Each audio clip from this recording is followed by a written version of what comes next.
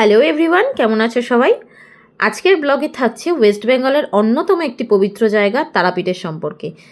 এক রাত্রি দুদিনে তারাপীঠে গিয়ে কোথায় থাকবে, কোথায় পুজো দেবে এবং কোথায় সামান্য সময়ের মধ্যে ঘুরতে পারবে, সমস্ত রকম ইনফরমেশন কিন্তু আজকের ব্লগে থাকবে। আমার মতো হয়তো তোমরা অনেকেই আছে যারা অন্তত বছরে একবার অন্তত তারাপীঠের তারামায়ের মন্দিরে অন্তত যাও।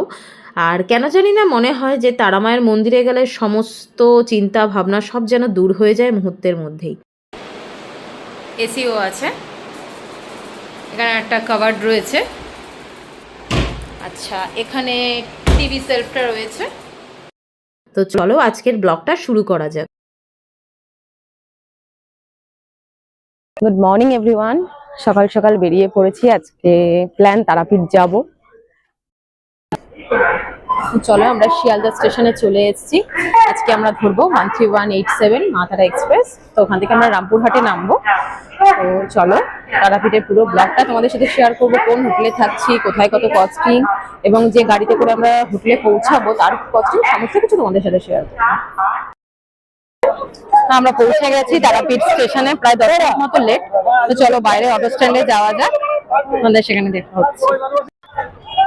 তো চলো তারাপীঠ স্টেশনের বাইরেটা দেখে নাও। বাইরে এখানে কনস্ট্রাকশনের কাজ চলছে স্টেশনে। সামনেই রয়েছে অটো স্ট্যান্ড। তো চলো অটো স্ট্যান্ডে গিয়ে দেখি কত কি চাই হোটেলের জন্য। তো চলো অটো স্ট্যান্ডের দিকে যাওয়া যাক। অটো স্ট্যান্ড একটু চেঞ্জও হয়ে গেছে। তো চলো দেখছি সামনে এগিয়ে। তো এটাই আমাদের অটো আমরা নিয়েছি। এখানে 40 টাকা করে পার হেড কস্টিং, হোটেল অব্দি যাবে। তো চলো ওঠা যাক, হোটেলে গিয়ে আবার কথা হচ্ছে। রামপুরহাট স্টেশন থেকে তারাপীঠের তারামায়ের মন্দিরে যেতে কিন্তু বেশিক্ষণ সময় লাগে না, খুব বেশি হলে 20 থেকে 25 মিনিট সময় লাগে। তো আজকে আমরা যে হোটেলে যাব একদমই রোডের পাশেই হোটেলটা, আর ওখান থেকে তারামায়ের মন্দিরের ডিস্টেন্স 5 থেকে 7 মিনিট হাঁটা পথে। তো ওখানে গেলে তোমাদেরকে আমি হোটেলটা সম্পর্কে তো সমস্ত কিছু ইনফরমেশান অবশ্যই শেয়ার করব। আর তার সাথে এই কথাটা তোমাদের বলে রাখি যে কোথায় খাবে সেটা অনেকেই ভাবনা চিন্তা করো, যেহেতু তারাপীঠের বাইরে যে হোটেলগুলো আছে সেগুলো অতটা ভালো নয়। তো সেই জন্য আমরা যে হোটেলে আজকে থাকবো সেখানেই আমরা সমস্ত রকম খাওয়ার অ্যারেঞ্জমেন্ট করে নেব, তাদেরকে বাজার করে দিলেই শুধুমাত্র হয়ে যাবে। তো আমরা নেমে পড়েছি তারাপীঠে আমাদের হোটেলের প্রায় সামনেই। দেখো এখানে রয়েছে আশা লজ, আশা লজের পাশের গলি দিয়েই আমরা চলে যাব। একদম সামনেই হোটেল নিউ পরিচয়। তবে হ্যাঁ, একদম ফ্রন্টে যে হোটেলটা সেটা হলো, সেখানে স্ট্যান্ডার্ড ক্যাটাগরির রুম রয়েছে। ওদের আরেকটা নতুন হোটেল রয়েছে, সেটা হলো নিউ পরিচয় ডিলাক্স। আজকে আমরা ওখানেই যাব। সেখানে তোমরা শুধুমাত্র ডিলাক্স রুমই পাবে, সেখানে কিন্তু নর্মাল ক্যাটাগরির রুম তোমরা পাবে না। নর্মাল ক্যাটাগরির রুম যারা তোমরা খুঁজছো তারা একদম ফ্রন্টের দিকেই রয়েছে নিউ পরিচয়, তো ওখান থেকেও তোমরা রুম নিতে পারো। তো চলো আমি আজকে তোমাদের নিউ পরিচয় ডিলাক্স রুমগুলো সম্পর্কে দেখাচ্ছি। ফার্স্টেই তোমাদের বলি, রিসেপশনটা বেশ সুন্দর সাজানো গোছানো এবং এখানে লিফটের ব্যবস্থাও আছে। যদি কোনো বয়স্ক মানুষ এসে থাকে তাদেরও হেল্প হবে অনেকটা। লিফটে 4 জন যাওয়া যাবে। তো চলো ফার্স্টে তোমাদেরকে আমি 6 বেডেড রুমটা দেখিয়ে দিই। আমরা দুটো রুম নিয়েছিলাম, একটা 6 বেডেড, একটা 4 বেডেড। তো সবার ফার্স্ট তোমাদেরকে আমি 6 বেডেড রুমটা দেখাচ্ছি। দেখো ইন্টেরিয়রটা কতটা সুন্দর এবং যথেষ্ট স্পেসিয়াস। তোমরা চাইলে এখানে 8 জনও থাকতে পারবে। এখানে একটা বড় বেড দেওয়া রয়েছে, তার সাথে এখানে একটা ছোট বেডও দেওয়া রয়েছে। আর পাশেই রয়েছে উইন্ডোটা। খুব সুন্দর সাজানো গোছানো, একদম নতুন হোটেল, তাই কস্টিংটাও কিন্তু এদের অতটাও বেশি না, কস্টিংটা যথেষ্ট কম। কস্টিংটা তোমাদেরকে আমি পরে বলছি। আর এখানে দেখো টিভি সেলফ রয়েছে, আর তার সাথে আয়না অ্যাটাচ করা রয়েছে, একটা ওয়ার্ড্রবও রাখা রয়েছে। এবার তোমাদেরকে আমি ওয়াশরুমটা দেখাই। সবার ফার্স্টে তোমাদেরকে আমি ইন্ডিয়ান ওয়াশরুমটা দেখাচ্ছি। এখানে দুটো ওয়াশরুম রয়েছে, একটা ইন্ডিয়ান রয়েছে, একটা কমোড রয়েছে। তো ইন্ডিয়ান ওয়াশরুমটা তোমরা দেখে নাও।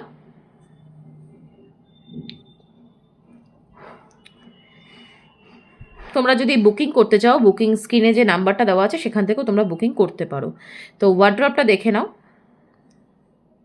ওয়ার্ড্রপটা যথেষ্ট বড় আছে। হ্যাঁ, ওয়ার্ড্রপ কিন্তু একটাই রয়েছে। আর পাশেই রয়েছে একটা সোফা আর একটা সেন্টার টেবিল, তোমরা চাইলে এখানে বসেও খেতে পারো। তো আরেকটা যে টয়লেট রয়েছে সেটা তোমাদেরকে আমি দেখিয়ে দিচ্ছি। এখানে কমোড রয়েছে, আর এই রুমটা, এই যে ওয়াশরুমটা, এটাতে গিজার রয়েছে। ওই ওয়াশরুমটাতে কিন্তু গিজার ছিল না, এই ওয়াশরুমটাতে গিজার রয়েছে। খুবই নিট অ্যান্ড ক্লিন। রুম এবং ওয়াশরুম দুটোই খুবই নিট অ্যান্ড ক্লিন, মানে ভীষণই ভালো লেগেছে। চলো তোমাদেরকে আমি 3 জনে থাকার মতো রুমটা দেখাচ্ছি। বেশ স্পেসিয়াস রুমটা, তো দেখে নাও। এসিও আছে, এখানে একটা কাভার্ড রয়েছে। চলো কাভারটা খুলে তোমাদের দেখাই। দেখতেই পাচ্ছ যথেষ্ট স্পেস আছে। আচ্ছা, এখানে টিভি সেলফটা রয়েছে, এখানে একটা চেয়ার টেবিল রাখা রয়েছে, তোমরা চাইলে এখানে বসে খেতেও পারো। আর এখানে একটা সাইড টেবিল মতো রয়েছে, আর এখানে একটা আয়না রয়েছে। তো চলো এবার তোমাদেরকে আমি ওয়াশরুমটা দেখিয়ে দিই। ওয়াশরুমের তো দেখে নাও, রুমে গিজার আছে, তোমরা চাইলে গিজার ছাড়াও নিতে পারো, তার কস্টিংটা আলাদা।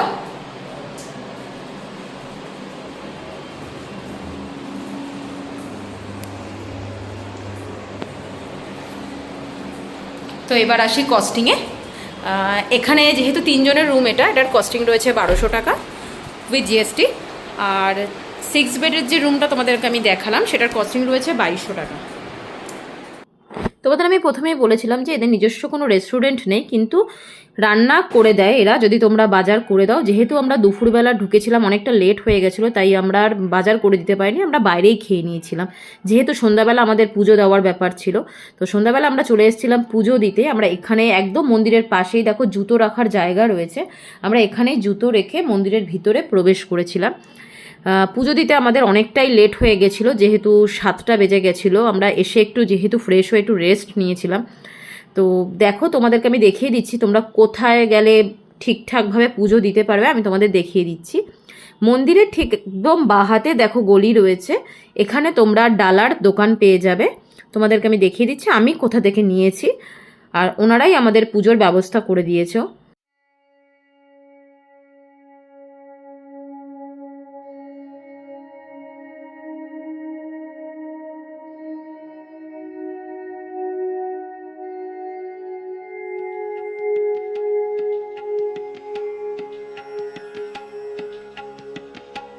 এই যে দেখতে পাচ্ছ স্টল নাম্বার 11, এখানেই আমরা পুজো দিয়েছি। আমি যতবার এখান আসি ততবার আমি এখান থেকেই পুজো দিই। এই দাদার ব্যবহারও ভীষণ ভালো, তো তোমরাও চাইলে এই 11 নম্বর স্টল থেকে কিন্তু ডালা নিতে পারো। তো এরপর আমরা চলে গেছিলাম লাইন দিতে। যেহেতু একটু ভিড় ছিল, তবে আমরা যখন লাইন দিয়েছিলাম যতটা না ভিড় ছিল, তারপর আস্তে আস্তে ভিড়টা প্রচণ্ড বেড়ে গেছিলো। সন্ধ্যা আরতির পর থেকে ভিড়টা মারাত্মক হয়ে গেছিলো। তো যাই হোক, তোমাদেরকে আমি দেখাচ্ছি ভিড়টা কীরকম রয়েছে।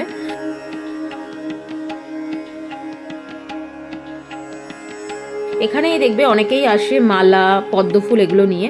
এই যে দুটো পদ্মফুল দেখছো, মাত্র 10 টাকা দাম, যেটা আমাদের কলকাতায় পারলে 40 টাকা 50 টাকা পদ্মফুল পার পিস হয়। ভীষণ, এখানে জানি না কেন এতটা সস্তা হয়, তো ভীষণ ভালো লাগে পদ্মফুলগুলো ফোটা অবস্থায় দেখতে। তো যাই হোক, নিয়ে নিয়েছিলাম দুটো 10 টাকা দিয়ে। তো যেহেতু সন্ধ্যা আরতি হচ্ছিল, সেই জন্য এখানে গেটটা আটকে দেওয়া হয়েছিল, এখানে প্রায় আধ ঘন্টা মতো বসে থাকতে হয়েছিল, তারপরে আমরা মন্দিরের ভিতরে প্রবেশ করতে পেরেছিলাম।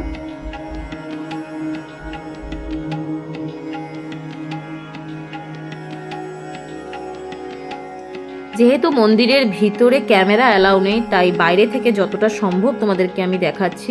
তারামায়ের মূর্তি আমি তোমাদেরকে দেখাতে পারলাম না, তার কারণ ভিতরে ক্যামেরা অ্যালাউ নেই, আর প্রচণ্ড ভিড়ও ছিল, সেই জন্য আর দেখাতে পারলাম না তোমাদেরকে। মানে খুব সুন্দর করে একটা গেট সাজানো হয়েছিল, এটা কারোর মানসিক ছিল যে মন্দিরকে সুন্দরভাবে সাজাবে। তো তোমরাও চাইলে, তোমাদের যদি কোনো রকম মানসিক থাকে, তোমরাও চাইলে এগুলো করতে পারো।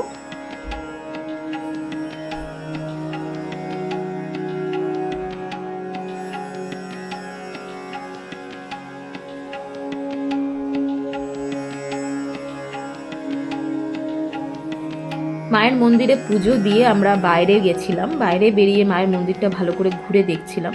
যতবারই আসি ততবারই যেন মনে হয় নতুন করে কিছু দেখছি। তো যাই হোক, অনেকটাই রাত হয়ে গেছিলো আমাদের পুজো দিয়ে বেরোতে বেরোতে, প্রায় 8:30 9টা হয়ে গেছিলো, তাই আমরা খাবারেরও যেহেতু ব্যবস্থা করার ছিল, বাজার করে দেওয়ার ছিল। আমরা হোটেলেই বাজার করে দিয়েছিলাম, ওনারাই রান্না করে দিয়েছিল আমাদেরকে।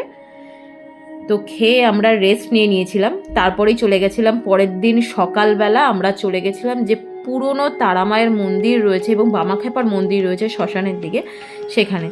ওখানেও সকালবেলা মারাত্মক লাইন পড়েছে দেখলাম পুজো দেওয়ার জন্য। এখানে আমরা পুজো দিইনি, কারণ আমাদের সত্যি কথা বলতে সময় হয়নি, যেহেতু আমাদের ট্রেন ছিল দুপুরবেলা, তাই আমাদেরকে 12টার মধ্যে চেক আউট করতে হবে বলে আমরা ঘুরেই দেখছিলাম মন্দিরটা। খুব সুন্দর, এখানে ভালো ভিড় ছিল। তবে হ্যাঁ, এখানে কিন্তু জুতো পরে যাওয়ার কোনো রকম নিয়ম নেই। এখানে জুতো রাখা, যে পাশে যে স্টলগুলো দেখতে পাচ্ছ, তোমরা এখান থেকেই ডালা কিনতে পারো, এখানেই জুতো রেখে তোমরা শ্মশানের ভিতর প্রবেশ করতে পারো। তো এখানে কিছুটা সময় কাটিয়ে আমরা বাজার করতে গেছিলাম, যেহেতু বলেছি তোমাদেরকে আমরা সমস্ত কিছু বাজার করে আমরা হোটেলেই দিয়েছিলাম, ওনারাই আমাদেরকে রান্না করে দিয়েছিল। তাই আমরা বাজার করে ওনাদেরকে দিয়ে আমরা চলে গেছিলাম ঘুরতে। কিছুটা জায়গা আছে সামনে। তোমাদেরকে একটা কথা বলি, একদম মন্দিরের অপোজিটে যে রাস্তাটা, মেন রাস্তার একদম অপোজিটেই রয়েছে হলো একটা ভারত সেবাশ্রমের মন্দির। আমরা ওদিকটাই ঘুরতে গেছিলাম। ভীষণ সুন্দর ভারত সেবাশ্রমের মন্দিরটা। চলো তোমাদেরকে আমি ঘুরিয়ে দেখাচ্ছি। এটাই হলো সেই ভারত সেবাশ্রমের মন্দির। এখানে গেলে মনটা সত্যি বলছি একদম শান্ত হয়ে যায়, ভিতরটা একদম নিস্তব্ধ।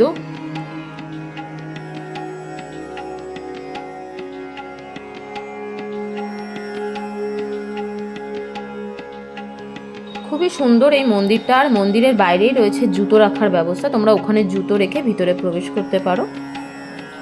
তো চলো তোমাদেরকে আমি মন্দিরটা দেখাই ঘুরিয়ে। সামনেই রয়েছে দেবাদিদেব মহাদেবের একটা মূর্তি। রাত্রিবেলাও মন্দিরটা খুব সুন্দর লাগে। তো চলো ভিতরে ঢোকা যাক।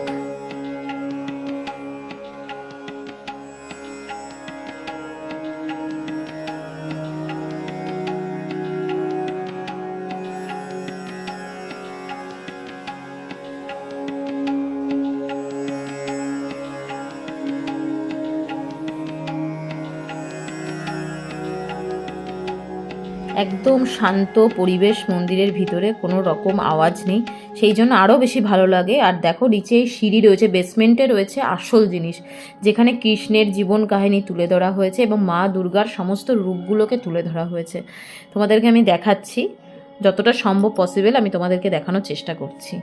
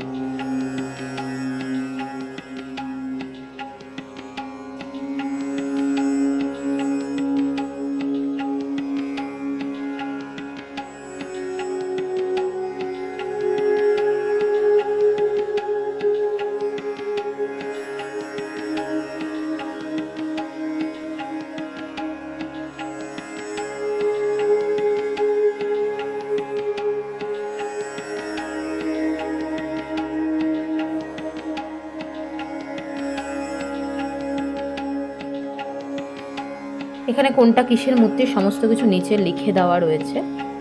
এখান থেকে বেরিয়েই মন্দির থেকে কিছুটা সামনেই রয়েছে মুন্ডমালা ঘাট, কিন্তু যেহেতু আমাদের কাছে সময়টা খুবই কম ছিল তাই আমরা যেতে পারিনি। তো তোমরা যদি আসো, হাতে সময় নিয়ে এসো, আর পারলে মুন্ডমালা ঘাটটা ঘুরে এসো, ভীষণ সুন্দর। আমাদেরকে যেহেতু বেরোতে হবে, আমাদের 12টার মধ্যে চেক আউট করতে হবে, কারণ আমাদের 2:05 মা তারা এক্সপ্রেসটাই রয়েছে।